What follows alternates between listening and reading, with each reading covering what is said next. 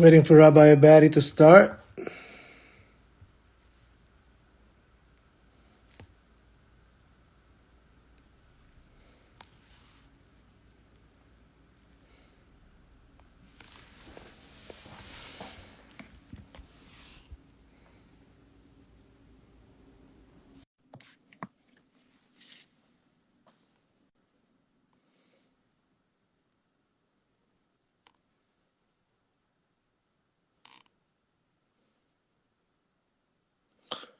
One second, it shows Rabbi Abadie is coming on right now.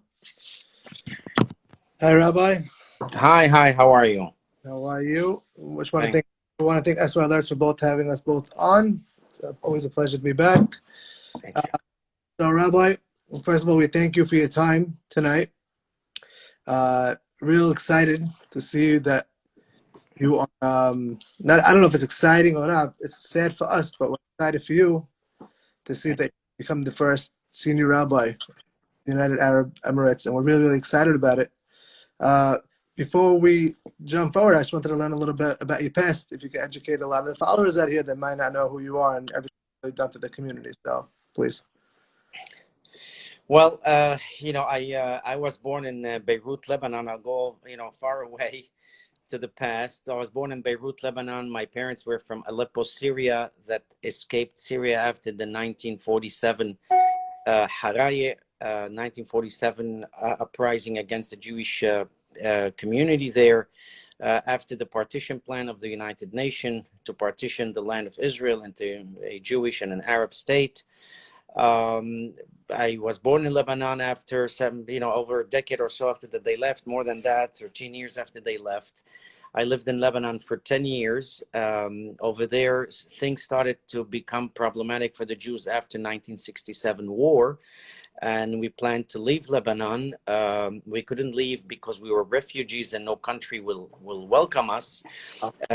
Eventually, what happened was when the PLO came to Lebanon, with all the guerrillas they started to threaten the Jewish community, and we sent requests to Mexico, where my oldest brother was living there, and my uncles and aunts were living there, that we needed to be safe. Basically, we need to be saved from Lebanon, and it's dangerous living there. So we were finally accepted in Mexico. I grew up in Mexico City, and after finishing yeshiva high school, I came to the United States to attend the Yeshiva University, where I graduated as a Hacham, as a rabbi in the Sephardic department. Then later on, I graduated as a medical doctor. And my first community was the small community in Bell Harbor, New York, which is in the Rockaways. After that, I became a rabbi, and I was there for, I would say, 8 to 9 years. Then I became a rabbi at the Sephardic services of Fifth Avenue Synagogue. I was there for 7 years. Then I became a rabbi at Bet Torah. I was there for 4 years until 2002. End of 2002, I became the rabbi of the just founded Edmond J. Safra Synagogue, where I served for 15 years. During my tenure there in the Edmond J. Safra Synagogue, I founded the Sephardic Academy of Manhattan, the school that we have in the community here in the city, and also the Moïse Safra Community Center, a beautiful Sephardic community center in the city. The community grew from leaps and bounds for less than a minyan that when I started to 600-700 families, if not more. And that's tremendous. Thank you. That's definitely tremendous. And now take us, how this decision come about, who approached you, it was like so exciting to hear that a rabbi from our community was going to become a rabbi there. I was like, wow.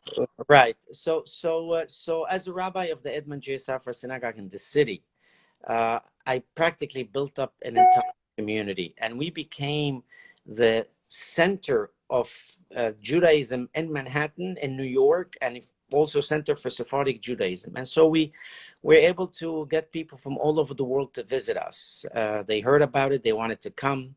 We had prime ministers, senators, congressmen, governors, coming to visit us. Even the president of Israel came to visit us, spend the Shabbat with us. So that way I was able to maintain a connection and relations with Jewish communities all over the world, from South Africa to South America to Europe, to even the Caucasus, the Soviet Caucasus, the former Soviet republics. One day I met a friend of mine. His name is Elie Epstein, who I took with me to a Sephardic heritage trip to Spain. This is almost 10 years ago. And he was just fascinated to meet a Sephardic rabbi, a rabbi who speaks Arabic, French, English, Spanish, conversant in Italian and Portuguese. He says, I go to the Gulf for the last 30 years. I do business. I want to take you there with me. I want you to meet the people there. They're going to be fascinating and fascinated by you. So we had several officials from that region visit the synagogue privately, and that's how I started establishing connection with officials of that region, of the government of that region. And so eventually he invited me like 2 years ago to go there to meet the community. I went. It was just as a visit, as a Sephardic rabbi, because they didn't have one. They were all very, very happy that they believe that truthfully it's an Arab country and it has to be a Sephardic presence there. And in a sense to return the gold crown of the Sephardic community. That's how they felt. And so they invited me to go. So I went. And so from then on, I started helping them. For whatever they would seek my advice, my opinion. And I did. And then I made a second trip in which we presented the community with a Sephardic Sefer Torah, or the Sefer Torah. We did a celebration over there. We finished the letters, and I kept in touch with them, and they kept calling me for advice, ideas, opinions, and everything. And I did help them for the last 2 years. Only in the last 3 weeks or so, they said, Rabbi, you have been helping us for all these years. You know us. We think you would be the perfect candidate to be the chief rabbi here, the senior rabbi here. We want you to come with your knowledge of the culture, of the region, of the language. You have established good rapport with the government officials, even with the crown. So why don't you come and be our rabbi here? So I said, let me think about it. I thought about it for 2-3 days. I said, it's a challenge. It's a exciting proposition. It's definitely working with high-level government, especially given the new accord, the peace accord between not just United Arab Emirates, Bahrain, and now Sudan, and now eventually Oman, Morocco, Saudi Arabia, and even Kuwait. Are basically online to sign peace treaties, which hopefully, yes. So they felt, and I felt, that we are at a crossroad of history, and it's important for me to be there. They thought it's very important for me to be there. The leaders of that region feel that it's important for me to be there, and I said, yeah, okay, I will go. I will go. Wow. I will go. Yes. Wow, it's really, that's like life-changing. It's just like absolutely. I'm going to be leaving my beautiful community here, the extended community in Brooklyn and Deal and in the city. But of course, the world has become very, very small with a short flight of 13 to 14 hours. There's a direct flight. You'll get there, and now with Instagram and Twitter and Facebook and all social media, computers, I mean, it's an instantaneous communication. And I will be coming back every 2 to 3 months to visit the extended family, the community, and I am sure that we're going to be in constant contact with the community here. We hope so. What type of community is there right now? Is there a community there though? Well, there is a community, of course. The community is mixed. You have Sephardim, you have Ashkenazim. There are no locals. It's all what they call them expats. So you have people from South Africa, you have people from South America, you have people from North America, US, Canada, you have people from Europe, you have people from Israel.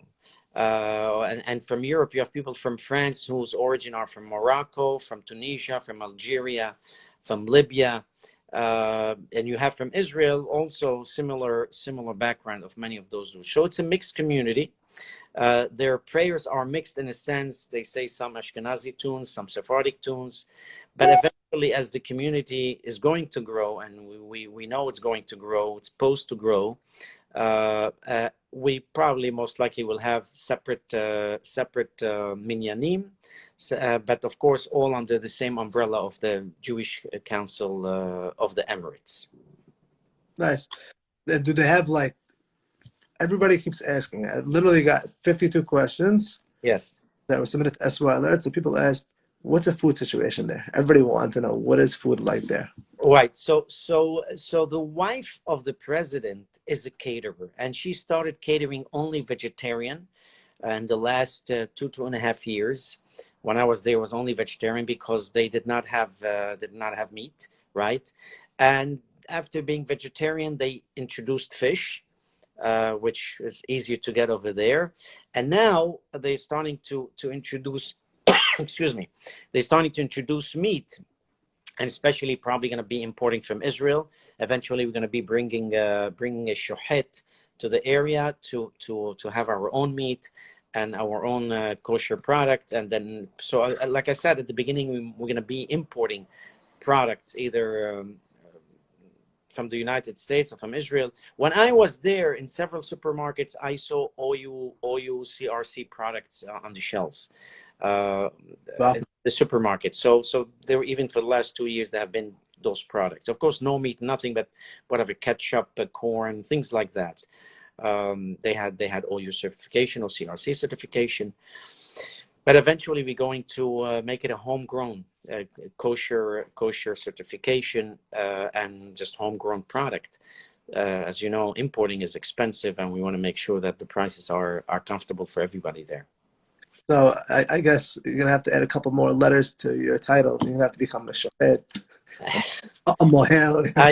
I learned all of those when I was younger. I did practice shahita. I did practice milah, but then my life got just very busy in medicine and the community, and also I did not have much of a heart of cutting, either animals or babies. So I stopped doing them. Got it. Yes. Are you going to be practicing your medical? Yes. Yeah. They're looking for me to practice medicine on a part-time basis. Yeah. Nice. So we're going to be continuing the same. Again, it's all in the spirit of Hachmei Sefarad, our tradition of the Sephardic community, where all the Hachamim in Sefarad, they were Hachamim.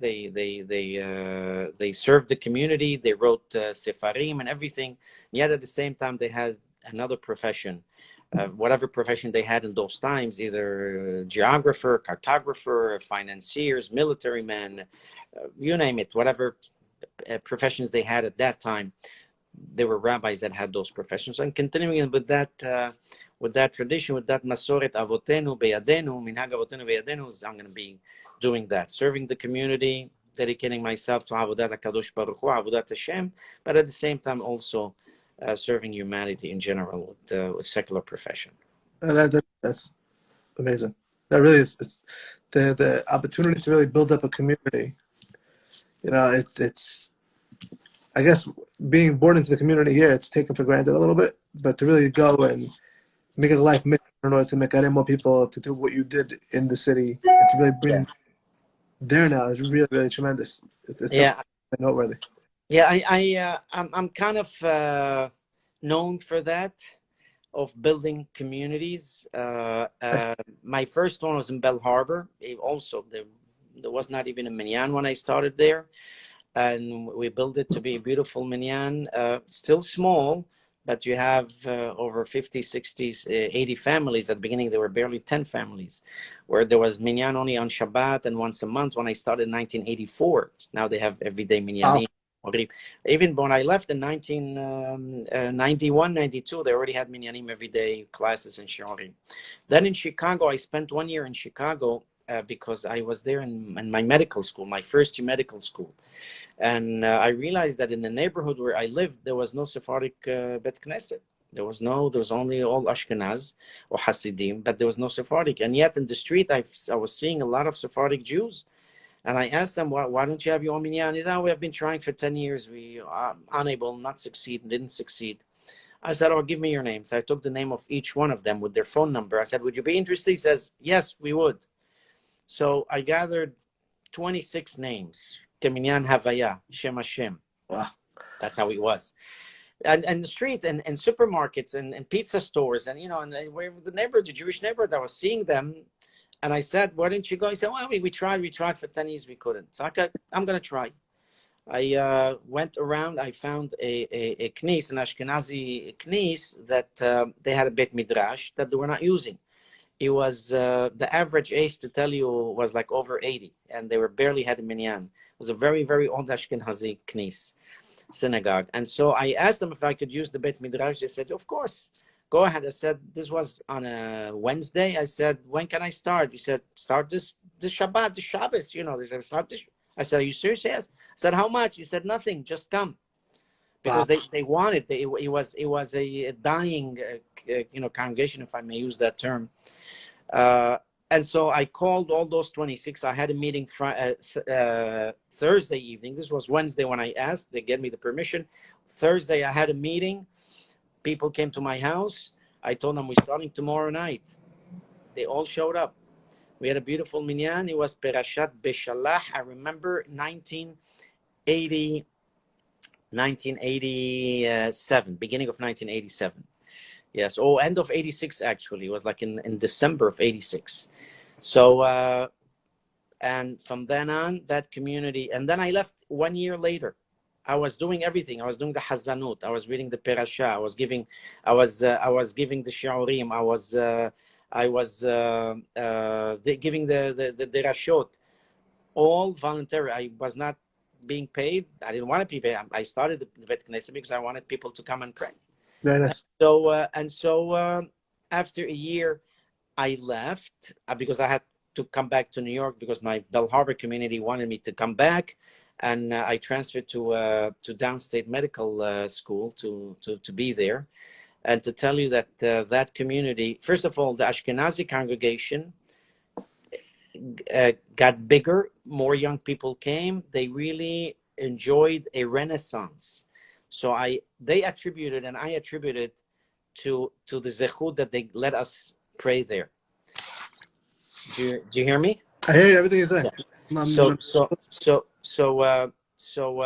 that, and now the community that I started, I called it Sha'arei Mizrach, Gates of the East, Sha'arei Mizrach. In Chicago, that community has now, they have, as far as I know, like over 400 families. 400 families. Wow. And so now it's a landmark in Chicago. Wow. It's a landmark community in Chicago. So I'm telling you just my experience. The city, the same thing. When I started Edmond J. Safra Synagogue, was an empty building. It was just beautiful, beautiful building, beautiful stuff, but no people there. And Baruch Hashem, we have, again, over 600 to 700 families now in the roster. It became one of the most famous synagogues in the world. So I see this as a challenge for me to build up a community like I've been doing all my life. And I said, I'm going to take that challenge and hopefully do so. So right now, the current situation, is it like a daily minyan right now in Dubai? There's no daily minyan. There's no daily minyan. They have daily minyan on occasions, but there's no daily minyan. But also because of Corona, of COVID, they had to cancel minyan in person. So now I'm going to go there. I'm going to restart all of that. How is the COVID situation over there? I know it's bad all over the world, so it might be one of those questions people might be like, of course they have cases. They have, unfortunately, deaths too, but it's under control. It is under control because the authorities are very keen and keeping social distancing, the use of masks, and also they're not allowing gathering more than a certain amount of people. Got it. Yeah. And I guess here we're feeling some type of anti-Semitism lately. How is it over there? Over there, believe it or not, I walked the streets with a kippah on. Nobody said a word. Is there an anti-Semitism? Definitely not open anti-Semitism. There might be some anti-Semitism, but I wouldn't say it is from the local population. The United Arab Emirates, interestingly enough, has over 10 million people. But from those 10 million people, 8 million are foreigners. Only 2 million are local Emiratis. Wow. Yes. And those foreigners are workers, you know, they could be from blue collar to white collar to all kind of workers, from CEOs of companies or banks or CEOs of computer IT, information technology, to waiters and waitresses and restaurants. And that's 8 million people. So those are, you know, they feel that they're guests in the country. So of course they're not going to, they have not, like I said, I have not heard of anti-Semitic incidents. Got it. No, that's good. So in other words, the people are going up the daily lives, and that's good. It's Yeah. hear that. Ah, you got a lot of questions. People want to know, when is it going to, are they going to be Jewish food there? I know they're working on Jewish food there right now, but what's the story? Like I said, they already started. They already started by importing some meat and some products. So it's gonna be there. No, I'm sorry to clarify. I know there was mention about a kosher restaurant Yes. being made or created. Yes. It's already. It has opened. Yes, it has opened. It has opened. It has opened, and I'm telling you, I'm looking to have a Pesach trip. That's cute. That's nice. As soon as I get there, I'm going to see the feasibility, and if yes, we'll certainly let the community know. Many people have already signed up before I even know that we're going to have one, but many people have already told me. Is there a place people could go to sign up for that right now? Like, you know, should they be reaching out to you, or? No, they all have called me. I'm coming, Rabbi. Please, you know, keep me in mind. Let me know. So as soon as I get there, I'm going to see if that feasibility is possible. You know, if it's possible, then we will do it. Got it. I'm looking at some of the questions on the bottom. If anybody wants to ask questions, by all means. Somebody asked, how many Jewish families are there now, I guess on a consistent basis? Right. So it is estimated that there are 600 to 800 Jews in the Emirates. However, of those 600 to 800 Jews, only over 200 are have admitted to being Jewish and are participating in communal, you know, Jewish activities, minyanim, classes, and things like that. The other 400 or so have been in the past fearful to mention that they're Jews, only because, not because of physical danger, but because they were not sure if the companies that they have will keep them or they won't keep them. So they kept their Jewishness quiet. Wow. But I understand now that they signed the peace treaty with crazy. Israel. They all are coming out of the shadows, and now, you know, they're going to start participating and everything. So we have a lot of work to do. We have a lot of kiruv work to do also with those people. Got it. We have a question at the bottom. How does a community compare to Dubai versus Abu Dhabi? I don't know if you can answer that. Oh, yeah, the Abu Dhabi, there are very, very, very few Jews. Got it. That we know of. Let me put it that way. The community is in Dubai, not in Abu Dhabi. That's the place to be. Although, but let me just also say that although the government, the crown, is building a synagogue in Abu Dhabi as part of a complex of what they call the Abrahamic House. It's a beautiful campus, a huge campus, where they want to build separately a mosque, a church, and a synagogue, and each one run independently of each other. But they wanted to have them like in a big campus together to show that these are the Abrahamic house, that there is acceptance, tolerance, and there could be coexistence and harmony. And of course, I'm being consulted on the building of that synagogue, and that synagogue is going to be built by the government, strictly by the government, and they're going to be giving it to the community. And like I said, I'm being now consulted as to the shape of it, the form. They don't know. They have never built a knis, never built a bit knesset, a synagogue. So you know, they asked me where to put things. So I'm working on that now. Got it. It looks like there's a user. UAE Israel 05. I have a feeling he's from Dubai already, but he wants to know when you're coming to Dubai. Hopefully 2 to 3 weeks maximum. Wow, you're going that quickly. That's Yes, it.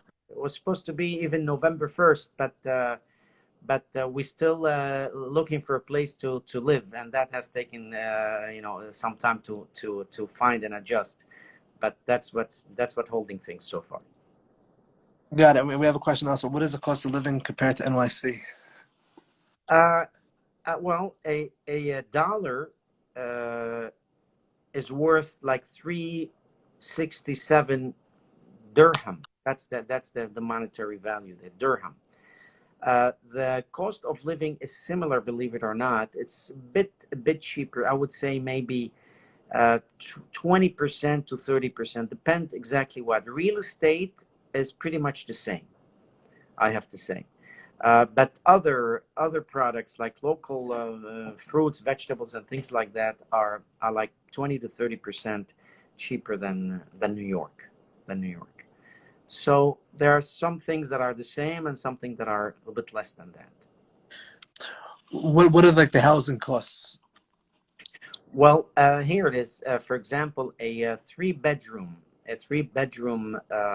apartment, furnished with a housekeeper quarters and 4 bathrooms.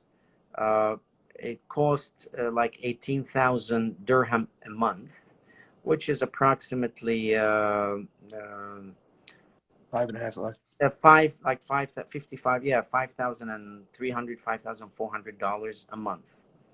So it's in Manhattan, a apartment of 3. Well, nowadays, things have gone because of COVID. Things have gone cheaper in the real estate market in New York. But probably an apartment like that in New York would be maybe 8,000, and there is like 5,500 or so. So it's like I said, to 20% to 30% cheaper. But there's some areas that are much more expensive. Got it. That's exciting. Is there like a mikveh there, or is that part of the work you have to do to build the mikveh? That's part of the work. It's on the Dubai is on the beach, and as far as I know, that's what they have been using so far. But yes, it's part of our project that we're going to be building there. That's exciting. I'm looking for more questions on the bottom. If anybody has any questions, feel free to ask. Somebody wants to know who's going with the rabbi. Somebody asked us now, Rabbi, who is going with the rabbi? Who's going with me? Yes. Going with me. Well, first I'm going to go by myself.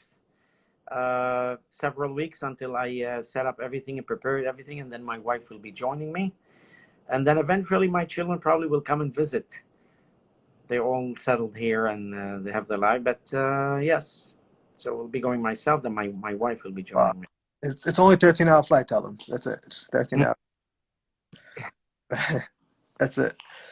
Well, the good thing is there's a direct flights on a daily. The flight's very comfortable, very good service. So you go, you sleep, you do your work. There is internet and everything. Suddenly, you don't realize you already made it there. So, how many languages does the rabbi know? I speak 5 languages fluently. I'm conversant and understand Italian and Portuguese. So Italian, and what are the other 5 languages? I'm assuming Hebrew, French, Arabic. Yeah, Hebrew, Arabic, English, French, and Spanish. Got it.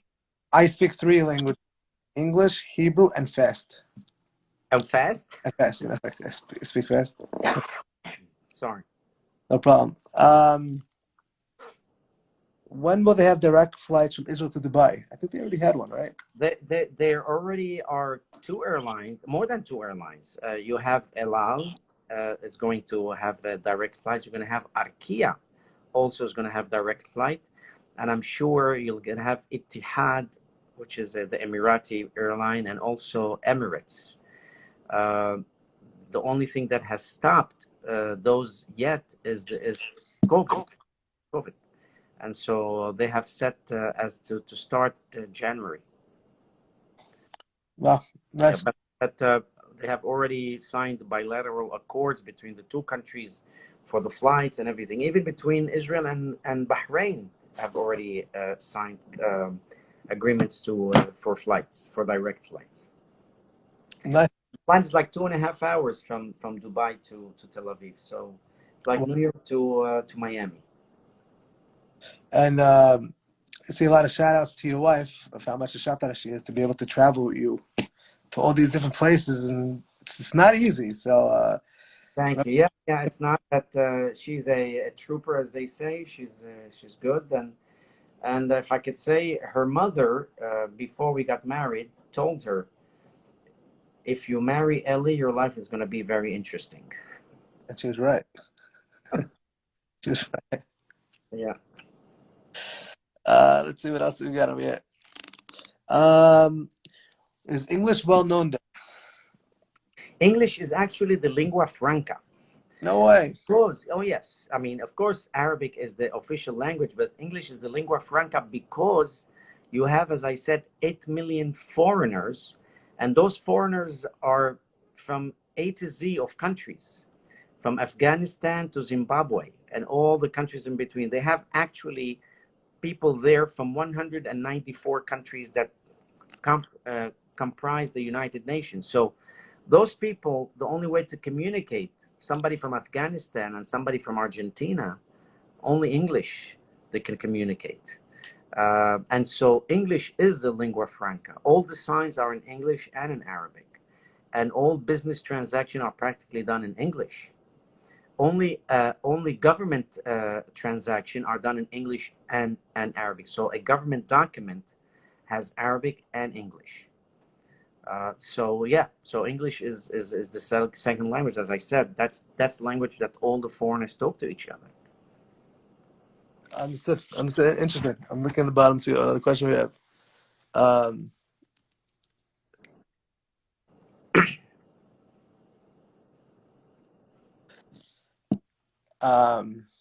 Someone texted me an interesting question just now.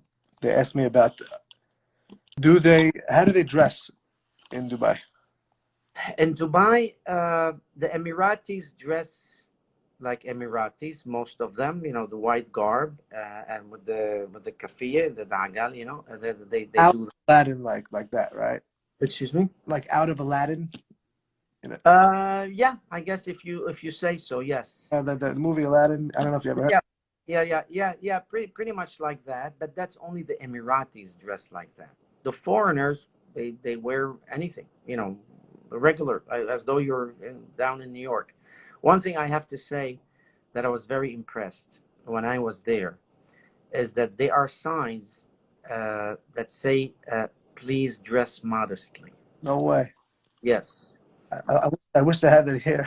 Yes, they have signs like that, especially where the tourists are. They have beaches and they have signs. Please maintain modesty. Please dress modestly, and please do not display publicly, affection. So they try to maintain, proper respect. But tourists, they wear whatever they want, like in New York, as I said. But I think they're more cognizant in wearing, like, I don't think you see shorts in the middle of the street over there. Wow. Like I said, they have signs. They have signs to say to please dress modestly. That's amazing. Yeah, that was very impressive and praiseworthy. Very praiseworthy. They have, sani'ut, very important for the general population. It makes you feel comfortable.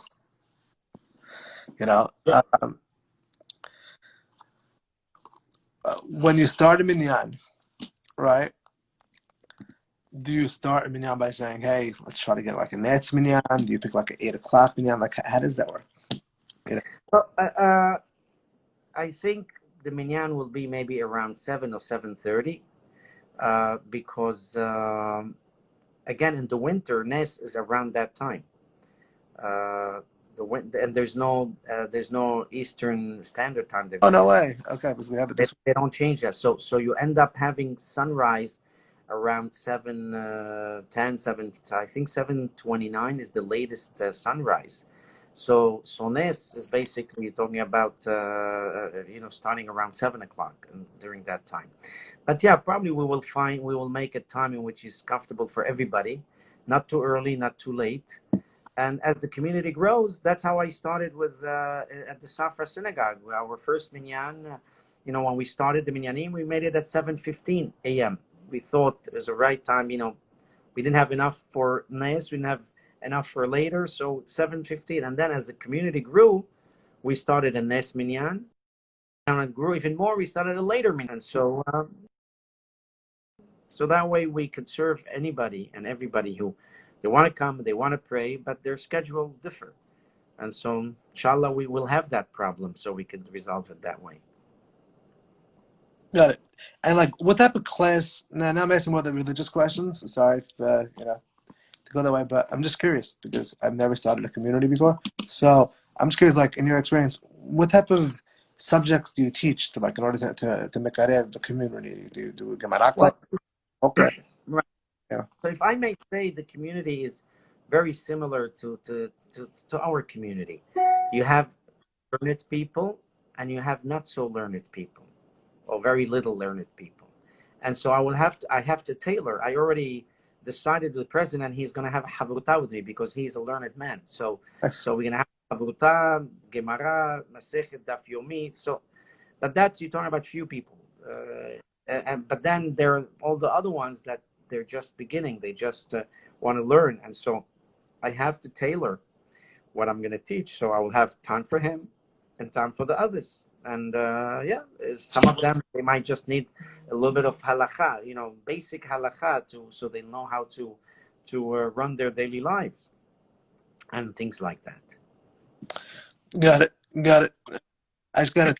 Syalerts, they said that they want to set up with you a schedule.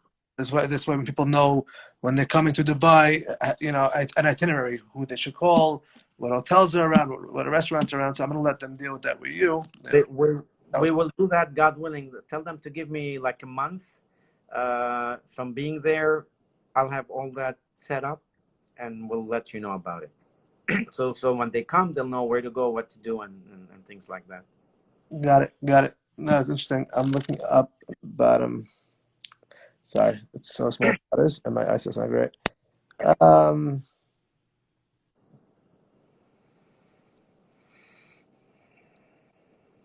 Okay, so the restaurant, so at least the synagogue you have, people always want to know, I see some people earlier said they go next month. I guess you can have some visitors already.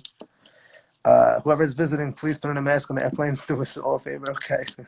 Yeah, they have to. Well, there is no synagogue built synagogue, but there is a place where they're using it as a synagogue. There used to be a villa. Now they have another a hall that they're using that.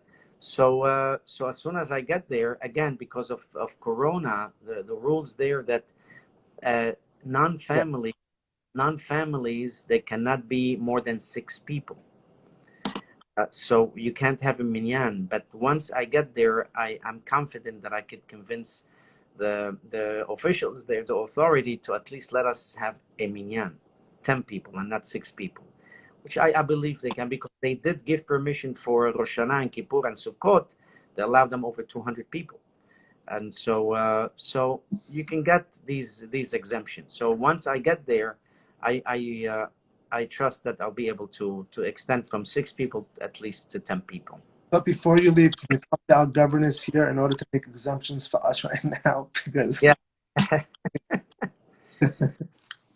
right now, hiding in basements isn't doing us any good, Yeah, I tell you, the authorities over there, they want to be very, very helpful. They want to show that they're welcoming to the Jewish people, to the Jewish community.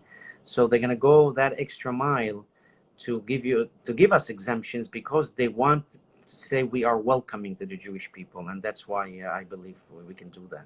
Next, unlike I don't know what to say over here. Just stop building the community there, just in case We need a lifeline. I'll be there, God willing. Any other questions before we end? Rabbi, is there anything you wanted to add in?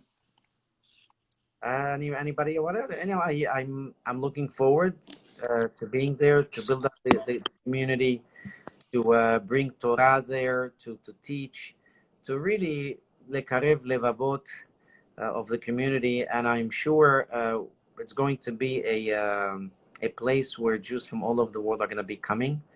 First for business, second for tourism, and third maybe for settling there. And then I do believe that the Israelis will be coming in droves, also for tourism, for business, and some of them might end up living there. And so I have to be ready for that, and we have to be ready for that. So we're going to be building communal structures and communal institutions to serve the people coming, the same as I did here in the city. With a vision, you look ahead, you realize what the community is eventually going to need. Like here, we started in 2002, 2003. Already 2005, I started speaking about a school in Manhattan. We needed a Sephardic school. We needed a school for the community, even though we did not have enough kids yet. But I saw that eventually we're going to need it. And the same thing with the community center. I realized, you see how many people are starting to move in. Even in 2006, I started for the community center, talking about it. But we didn't start construction till 2012. But at least I knew that this is going to be needed eventually. So that I'm going to do that there, God willing. Once I'm there, I'll be able to feel the community and see where this community is going.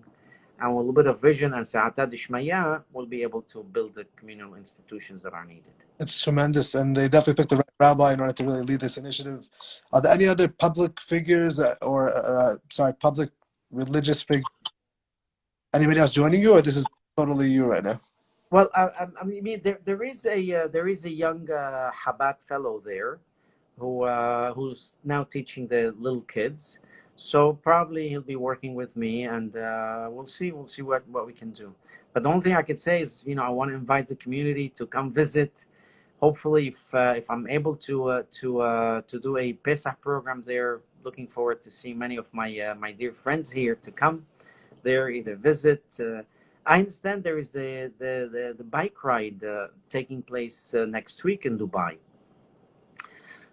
For the medical center was supposed to be in Israel, and because of COVID, they transferred the ride, the biking to Dubai. So I'm going to be, hopefully, if I'm there already, certain I'm going to be welcoming many members of the community that are riding.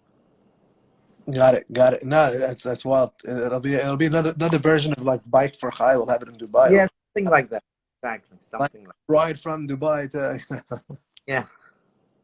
That's great. That's great, Rabbi. Thank you really for all your time. We really appreciate it. Thank you, Syalerts, for welcoming us on this channel once again. It's always thank you so much here, and thank you. We'll be saving this so everybody can watch it later on. But if you has any comments, questions, please comment underneath. Rabbi will be happy to answer any questions. And Rabbi, we wish you the best of luck, and we're gonna miss you so much. And come visit us. Thank you. It's Kilo Mizvot. Yeah.